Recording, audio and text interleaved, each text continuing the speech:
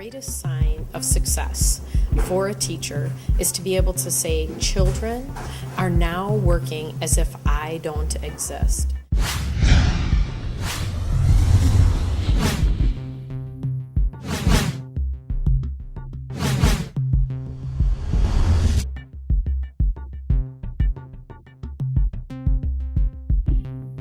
The lesson that I gave today with talking about lines, I think is very important with our start in our geometry albums or in our geometry work, specifically because, as you could tell, as soon as I explained about lines and we talked about it, you could see I'm thinking, oh yeah, roads go on and on and on.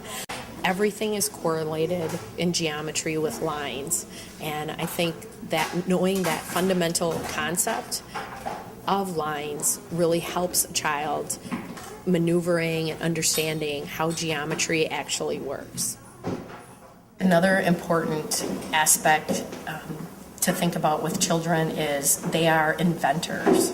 They're constantly inventing things. So in other words, there could be children that are really good and feel very confident in being artists. So they're constantly drawing things. They're constantly adding that extra to any of their work. There's also children that are constantly craving more math and want more problems and want bigger problems. There's also children that are engineers, so they're very manipulative, especially thinking about geometry. And we all know that geometry is the most interactive activity for a child. And if we think about it, we're surrounded by geometry. So some important factors of our geometry is take it to the largest scale. So the sun and the moon. A child knows that a moon is a sphere, not a disc, especially if they've been surrounded in a Montessori classroom. And the mathematics that goes with the geometry is how we evaluate the geometry.